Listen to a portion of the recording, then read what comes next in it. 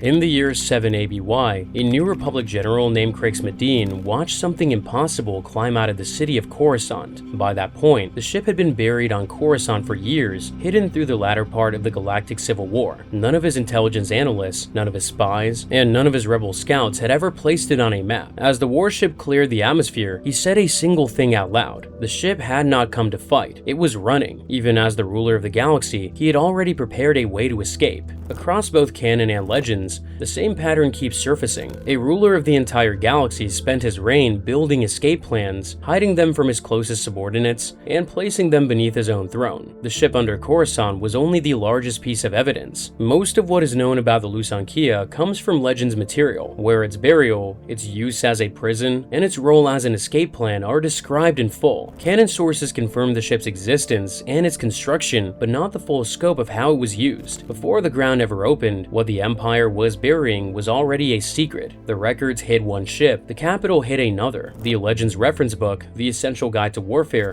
documents how the Navy had long treated the Super Star Destroyer as a second-tier project, a prestige concession that the service accepted as a lesser evil once the Death Star overshadowed naval priorities. That standing reversed overnight at Yavin. When rebel pilots destroyed the battle station, the giant warships the Empire had treated as backdrop became the main program. What looked from the outside like a panicked response had started long before the panic. Legends reference material identifies the Kuat-built ship's internal name during construction. It was called Executor 2. In Imperial records, there was only ever one Super Star Destroyer in progress, and that ship was Vader's public flagship at Fondor. The second ship did not exist on paper. By listing all of the Lusankia's costs as part of the Executor's construction, the Empire kept the second hull's existence a secret from the galaxy. The cover story did its work. Outside observers, including rebel intelligence and rival Imperial power centers, never learned that a second hull existed. Years later, New Republic analyst Winter would confirm the trick in a briefing to Rogue Squadron. Both shipyards had insisted they alone built the Executor, neither was lying. The two warships were identical by design, and only the Fondor ship ever joined the public fleet. The other, wherever it was, had a different destination. That destination was not a shipyard, not a port, and not even orbit. Before that reveal, the pattern deserves context, because the Lusankia was not the first thing Palpatine hid using this method. The novel Catalyst documents the same deception running across the Death Star itself. The superweapon had been hidden behind a public program called Project Celestial Power, presented to the galaxy as a clean energy effort. Components were built under fake names like Stellar Sphere, Mark Omega, and Pax Aurora. Whole teams of scientists worked inside what the same storyline calls fake divisions, never told what their research actually built. The canon novel Tarkin extends the rule further. No base commander, no Moff, no admiral, and no general was ever given full access to information on the Death Star shipments, timelines, or building progress. The book reveals that the Emperor was the only person who knew the complete story of the project. A ruler that was determined to control information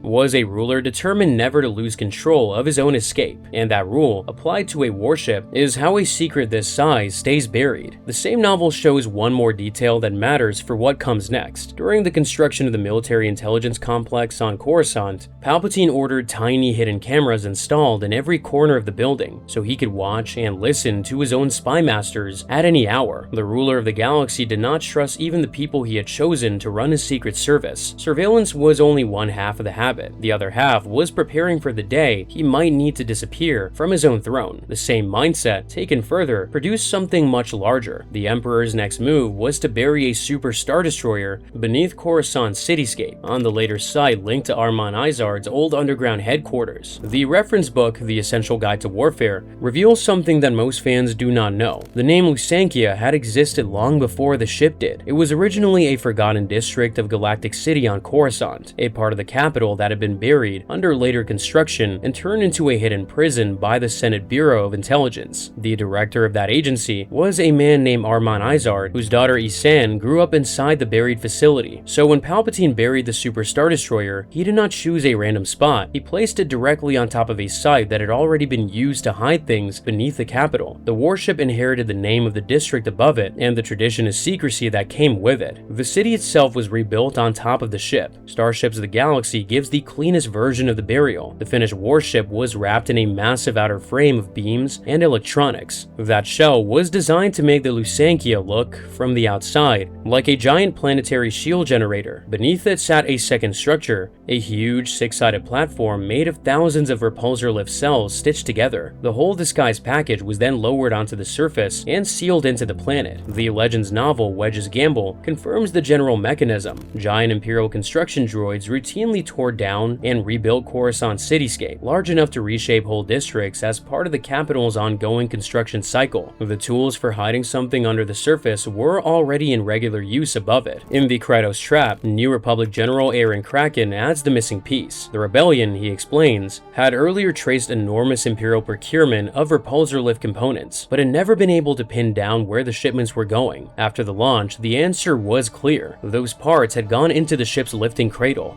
Droids erased a district and rebuilt a new one on top of the hidden warship. From street level, nothing looked unusual. The mechanical part, however, was solvable. The part no one has ever fully explained is how the Emperor kept every witness quiet. Thousands of workers, engineers, and pilots saw the burial happen. Any one of them could have spoken. The most direct statement on record comes from the one person Palpatine eventually trusted with the ship, and even she could not solve the mystery. The book Isard's Revenge records it in her own words. Ysanne Isard, the Emperor's director of Imperial Intelligence, described the burial as a mystery she never cracked. She knew where and when the Lusankia had been created, and she knew the date it was given to her. As head of Imperial Intelligence, however, she could find no clue as to how the warship had been placed into the planet. Her best guess involved the Force, a power she did not understand and could not use. The Sith Lord, she said, may have pulled the warship down and buried it directly through the dark side itself, or he may have reached out with his mind and blocked anyone from noticing the descent as it happened. She cannot rule either idea out. In the same storyline, Wedge Antilles reached a darker answer. If Palpatine had not used the Force to wipe the memories of every witness, then the likely alternative was that the Emperor had ordered the deaths of every person who saw the ship go into the ground. Either way, the secret held. The same ruler who wired his own spy agency with surveillance during its construction was not a ruler who left a burial operation to chance. One way or another, the witnesses stopped being a problem, and there is a troubling match for exactly that kind of behavior. The novel Tarkin describes another hidden project directly under the Imperial Palace on Coruscant, an ancient Sith hideout dug out in total secrecy. The excavation and restoration were carried out by machines, watched over by a single droid. No living person other than Sidious himself ever walked inside. Vader did not know the chamber existed. The pattern is the same. The scale is what differs. Once the warship was in the ground, it was given over. Isard's Revenge records the handover. The Emperor took Ysanne there alone, through one of what the book calls his hidden sanctums and side palaces scattered across Coruscant. Palpatine gave her privileged access to the buried warship and had her private quarters finished in fine, rare woods chosen to please her. The ship's handover was treated as a singular act of trust given to the one person the Emperor kept closest to the operation. The same novel gives a clean date for the handover. The Sith Lord told her its location at roughly the same time its sister ship, the Executor, entered service. The handover happened in parallel with the public flagship's commissioning, not after it. The two ships, and the two men who would command them in the Emperor's name, rose together. Why this woman? That question has a complicated answer, and it is the first hint of what Palpatine actually planned to use the Lusankia for. Her background is laid out in the Bacta War. Ysanne Isard took her father's job after selling him out as a suspected supporter of the rebellion. She turned her own father in, took his position as director of Imperial Intelligence, and served the Emperor from the top of his own spy agency. Rumors inside the Empire also held that she had once been one of Palpatine's lovers, a claim the novel records as part of her reputation. What the sources confirm is the betrayal. The woman Palpatine chose as custodian of the Lusankia had risen through her own family treachery, and the Emperor placed a hidden warship in her hands anyway, which matches what the ship became. Under the director, the Lusankia turned into something else entirely. In the Kratos Trap, General Kraken describes the program. People who came out of the buried warship had been brainwashed into Imperial operatives who would turn on their own friends, family, and commanders when Isard activated them. Prisoners were given code markings. Rogue Squadron pilots Koran Horn and Tycho Selchu were both labeled C-Status R1, meaning resistant in the early phase. Each pilot had been run through simulator flights designed to get them to fire on rebel symbols. Both refused. The Empire marked them as failures and kept them locked up anyway. A prison this elaborate, inside a warship this size, was never really built for the prisoners. It was built for the man who owned it. The prisoners believed they were deep underground in some distant backwater world. The inside of the warship had been built to match that lie in every detail. The novel describes the prison block as made to look ground and drilled out of solid rock, with thick dust, uneven rock walls, and worn tools that convinced captives the place had been built before the Clone Wars. Inmates worked fake shifts with sledgehammers inside a staged gravel mine. Elsewhere in the same facility, on the route Corran Horn later used to escape, a 10-foot hologram of the Emperor stood in another chamber, placed to block the exact spot of a hidden escape lift. The lie about where the prisoners were standing was not for them, it was for the day a real escape plan needed every secret around it to hold. The prison took people the galaxy thought were already dead. Jan Dodona, the rebel general who had planned the Death Star attack at Yavin, sat inside that complex for 7 years. The galaxy believed he had died during the evacuation of Yavin 4. He was alive the entire time, locked up under the Capitol. As detailed in the same book, Derek Waziri, husband of New Republic intelligence officer Yella Waziri, was broken inside the facility and turned into a sleeper killer who did not remember his time there at all. What Isard did to the mine, however, was only the half of it the prisoners could see. Another inmate carried a secret his killers built into his own body. Erlor Sete had a hidden device sewn inside him. When Corran Horn identified him by name at a later Rogue Squadron gathering, the implant recognized Corran's stored voice print and activated. Blood poured from his eyes and nose. His bones snapped under their own weight, and he died on the spot. The Empire had built remote kill switches into the bodies of its own prisoners so that no escaped agent would ever live long enough to tell the story. Corran summed it up in one line: people who came out of there, he said, were human remote weapons. They did terrible things when the Empire switched them on, none of which made sense as the work of a prison. It made perfect sense as the work of a contingency, kept alive in case the man who built it ever needed deniable agents in a galaxy that had stopped recognizing his rule. When Corran himself was finally captured, Isard called the Lusankia her private workshop for people like him. He became the first prisoner ever to escape, a feat the novel calls never before successfully accomplished. When he worked his way out of the fake mine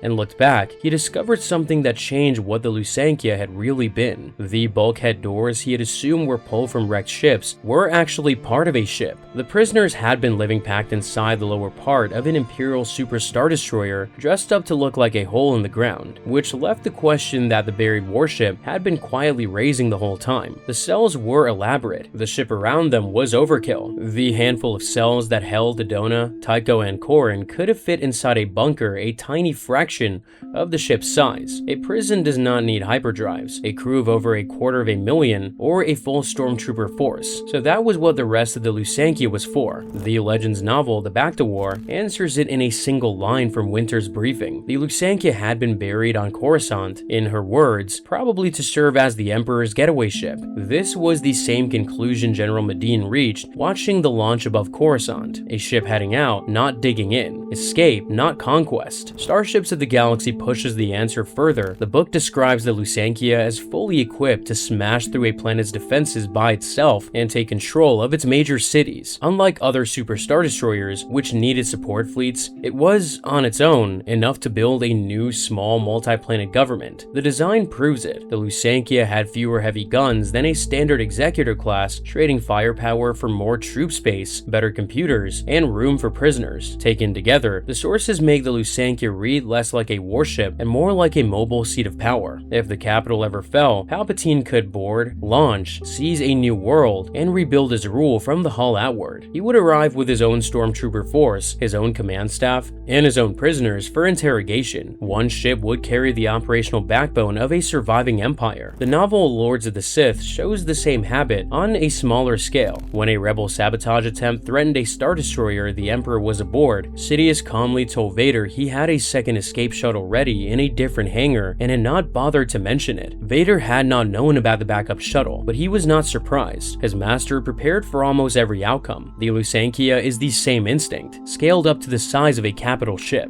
The technical breakdown in Starships of the Galaxy confirms the design with hard numbers. The Lusankia carried 207,381 crew, 57,000 troops, and could hold 115,000 prisoners. It launched 72 starfighters carriers along with up to 1,000 smaller craft for landing. Winter, in her briefing, had already made the scale clear in human terms. The crew alone was equal to 25 times the population of Thyfera, a small nation living inside a single warship, all of them kept secret. In an unsettling detail, the reference book adds that the Lusankia actually required fewer crew than a standard Super Star Destroyer because it ran better computers. Those computers had been, in the book's own words, constantly receiving upgrades while hidden within Coruscant. Being buried had made the ship smarter. Palpatine never got to use it. The Emperor died over Endor in 4 ABY before the capital was ever attacked. The warship stayed on the ground, still waiting. The only person who knew where to find it was still alive. For 3 years, Isard kept the Lusankia safe as the Empire came apart. The Essential Guide to Warfare describes her rise during this time. By 5 ABY, with rival warlords fighting each other across the galaxy, she had become the real ruler of what was left of the New Order, with a permanent guard of Imperial Royal Guards. Meanwhile, the New Republic was closing in on Coruscant. In 7 ABY, with rebel forces inside the city, she did exactly what Palpatine had designed the ship to do. Wedge's Gamble lays out her preparation in her own words. She would move herself, she told her second-in-command Kirtan Lu,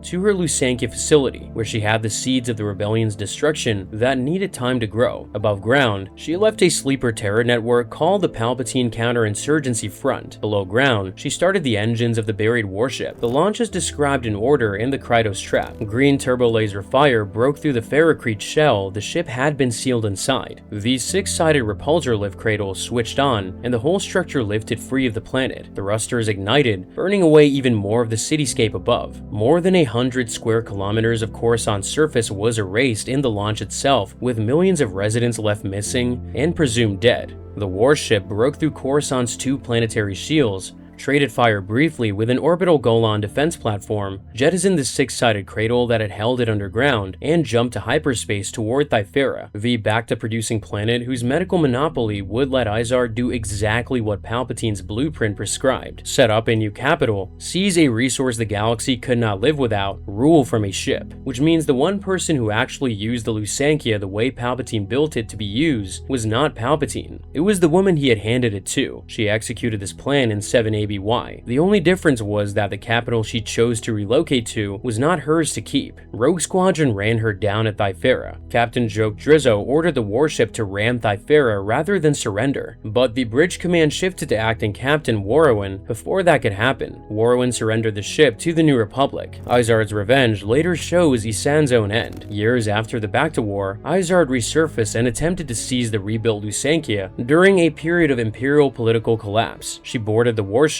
was cornered inside her own former quarters, and was shot dead by New Republic officer Yella Wasiri. The architect of the brainwashing program died inside the prison she had built. The ship her father's buried facility had inspired, the prison she had used to break others, the escape plan she had executed for a dead emperor. All of it ended with her body inside the same hull. The ship remained in New Republic hands for roughly 2 decades, passing through the refit, storage, and active service. The Legends comic series Crimson Empire, set 7 years after Endor, depicts the ongoing Imperial collapse during this period, with surviving warlords fighting each other while the Lusankia begins its new life under Rebel command. Later reference material, including the Essential Guide to Warfare, makes clear that other Executor-class vessels surfaced in Imperial hands during this period, and the New Republic eventually refitted the Lusankia for combat because it could not rule out meeting other super heavy threats in the fragmented Empire. Wedge Antilles eventually used the Lusankia himself at the Battle of Borleas in 28 ABY, in an operation he called Emperor's Hammer. He turned the ship's guns on a Yuuzhan Vong invasion force and unleashed the kind of single-handed orbital bombardment Palpatine had designed the warship to deliver. The narration in the novel Rebel Dream, written from the view of pilot Jaina Solo, caused the long arc in a single line. The Lusankia, the book states, was finally carrying out the purpose for which she had been built, before Jaina had even been born. The ship's story ended there. The pattern it belonged to did not. The Essential Guide to Warfare includes a passage worth remembering. The 4 super super star destroyers the galaxy knew about publicly were the Executor, the Aggressor, the Brawl, and the Reaper. 4 ships, 4 flagships. Inside New Republic intelligence files, however, the true estimates ran much higher. More than 20, the source states, were thought to have been built. An exact count, in the tech's own words, proved nearly impossible to track for rebel investigators. Palpatine had ordered some of them built outside the records, kept in reserve at secret Imperial bases, sent into the unknown regions, or hidden for what the work calls the Emperor's own dark purposes. The Lusankia is named as the known example, the rest were never accounted for. The Lusankia was the one buried weapon the galaxy dug up. Of the more than 20 legends suggest were built, the others vanish into the records, and some may never have existed at all. A ruler who controlled the entire galaxy spent his reign hiding escape craft from his own apprentice, wiring cameras into his own spy agency, and parking a warship under his own capital in case any of it ever failed him, which is the question the ship leaves behind. The man who engineered the fall of the Republic, who survived 1,000 years of Sith planning, who ruled every world worth ruling, never stopped preparing to run. From what? The rebellion he was already grinding down, a successor he had personally chosen and broken, a galaxy that, by every visible measure, was already his. The buried warship answers in the only way a Sith Lord never says aloud. He did not believe in his own victory. The man who controlled everything spent his reign planning to escape from it because somewhere underneath the throne and the apprentice and the title, he expected the whole structure to come apart. The Lusankia was not a contingency for his enemies, it was a contingency for the day he stopped trusting his own grip on the galaxy he had already won. The Lusankia was a warship he never stopped planning for, built for a day that never came. But the story doesn't end here. Long before Palpatine ever buried a ship beneath his capital, someone else taught him to think this way. The man who shaped Sidious into the ruler who feared his own victory was his own master, Darth Plagueis. Watch his full story next.